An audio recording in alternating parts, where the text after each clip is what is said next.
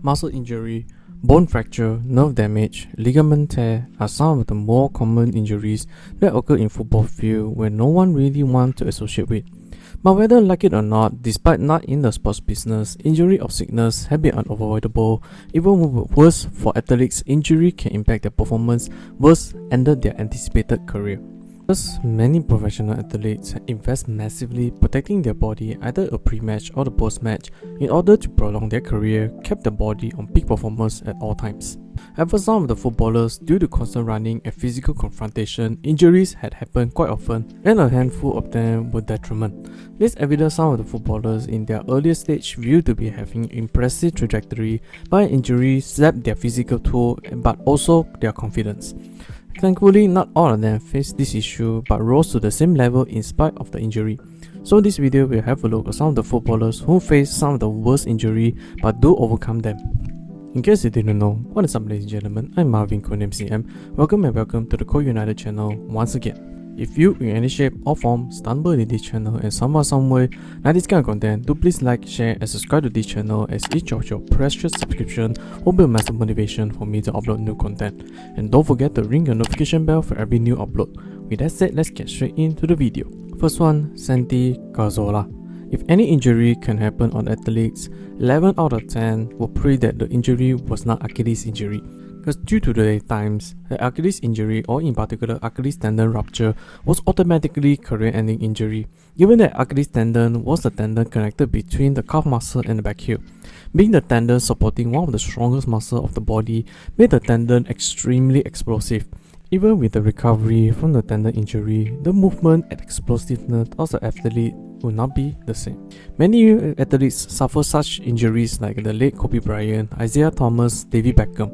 As for Cazorla, the Spanish midfielder has been known being a creative midfield, a magician capable of playing almost all the midfield positions.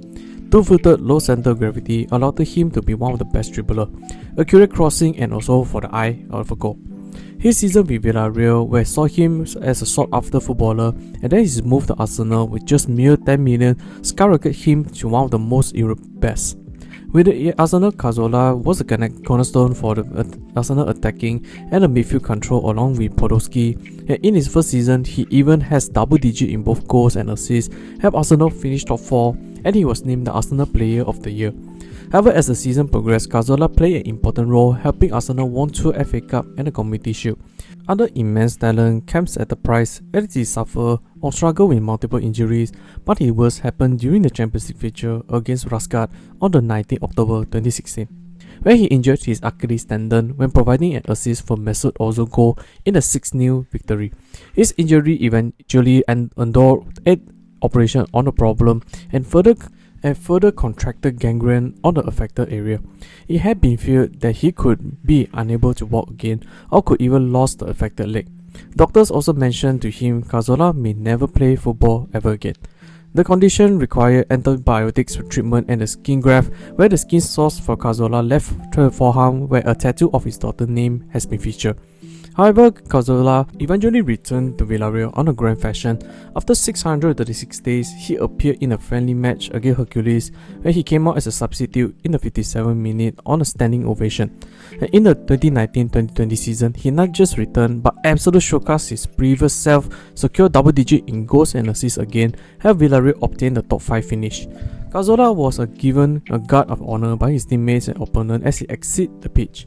Cazorla illustrated, even with one of the most feared injuries, under self-belief and strong determination overcomes the impossible and secure the return. Next one, Ruud van Nistelrooy.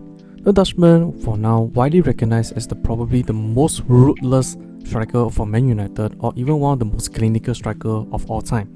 150 goals under 219 appearances for Man United said enough for his prolific goal scoring. A typical goal poacher where this type of striker score 90% of their goals in close range, while Ruud was easily the best example for the type. However, Ruud was far from one-dimensional goal poacher, rather a very well-rounded. He was gifted with pace, physical strength and shooting power, as well as excellent technical skills and the ability to hold out the play with his back to the goal, link up with other teammates or provide them with assists due to his ability to read the game.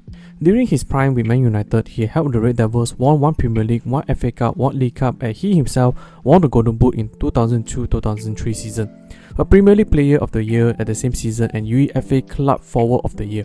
He at the time being a fierce rival to the Golden Boot with Arsenal Thierry Henry, both rivalry yield one of the most anticipating matchup but signify the rivalry between Arsenal and Man United at the same time. Despite that, do you know that Ruud actually almost unable to become Man United great? If not, Sir Alex Ferguson did believe and do bet to his capability. During his time with PSV, where Ruud was tearing the league, scoring 30 to 40 plus goals, Man United had expressed heavily interest for the marksman signature, and after Ruud won his second Eredivisie scoring title with 39 goals, looked to set to complete a club record of £18.5 million transfer to the English club in the summer of 2000. He was unveiled at the press conference 4 days later, but this was instead used to announce that the transfer has been postponed over the concern of his fitness. Having not played for a month due to problem with his knee, the transfer was then cancelled after PSV refused to agree for a further medical test, and the next day he eventually suffered a rupture of the anterior cruciate knee ligaments, or in short ACL injury, during a training session, leaving him injured for a year. ACL injury for today's time might be an irritable injury, but often comes a major side effect due to the fact ligament injury will impact the explosiveness and the flexibility of an athlete, with Derrick Rose was the main example. The same concern was placed on Ruud as well. Despite suffering one of the worst injury, with a year of the rehab and recovery, Ruud entered Old Trafford the same deadly striker, and yet in his later part, his injury bug caught him and he retired at the ripe age of 35-year-old. Lastly, we could not end this conversation without a footballer suffer easily one of the worst injury, even go as far he was forced to don a protection that became his signature look. Of course, I'm talking about Peter Cech. What do you think when you hear the name Peter Cech? Chelsea legend, a world-class goalkeeper, a Czech Republic legendary of a goalkeeper, and of course, the rugby-style headgear. Coming from a country not known for producing strong footballers, Cech before go to the England, hovering between his hometown, Czech Republic, and also France, particularly with Rennes, where he did not have much success, even with him awarded the man of the match against a giant PSG in his first season. But his small success did not help Rennes much in the May of 2003, while Rennes was the bottom of the league table, yet managed to escape relegation with a win over in the final match day. In the next season, Chelsea, with the acquisition by the Russian billionaire Roman Abramovich, who looked to make Chelsea the best club in England, Cech obtained much reinforcement with Jose Mourinho. Cech is one of them, brought in a mere £7 million, while Cech comes in the blue, made an instant impact, showcased his brilliant shot stopping, leadership in defense and reliability. He was also awarded with the Premier League Golden Glove at the end of the 2004-2005 season, keeping a record of 24 clean sheets in the Premier League, and then won back-to-back Premier League title. In the next season, Cech and Chelsea looked to continue their success, but the worst moment happened when Cech sustained a head injury in the match against Reading on the 14th October 2006 when he collided with the Reading midfielder Stephen Hunt inside the Chelsea penalty area within the first minute of the Premier League matches. The Hunt's red knee hit Cech in the head, leaving the goalkeeper require immediate treatment, and Cech was taken off after several minutes. Cech underwent surgery for a depressed skull fracture.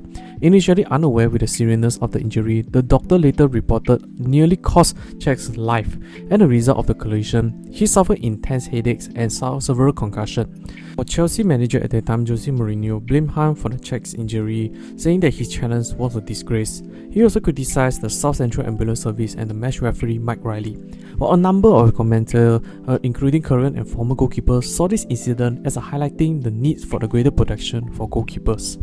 After 3 months of careful monitoring, Cech made his comeback in a Premier League match in a 2-0 defeat against Liverpool on the 20th January 2007, while donning a rugby-style headgear where it became his signature look. Much of what Cech achieved as a goalkeeper came after the incident, as he evidently made a comeback, winning a Champions League with Chelsea, in addition to multiple domestic titles, as well as keeping the most clean sheet in the Premier League. His redemption story going to close to the death after the collision on the head, but make an effort back while adding a needed protection made for him now as one of the best goalkeepers in the world. That's the end of the video. What do you guys think? Were you inspired that this footballer, despite suffer one of the worst injuries, but undergo a tough rehab program and made a comeback to achieve much more? Or do you have other names in mind? Comment down below so that we can have a discussion. Hope you all enjoyed this video. I will see you all in the next one.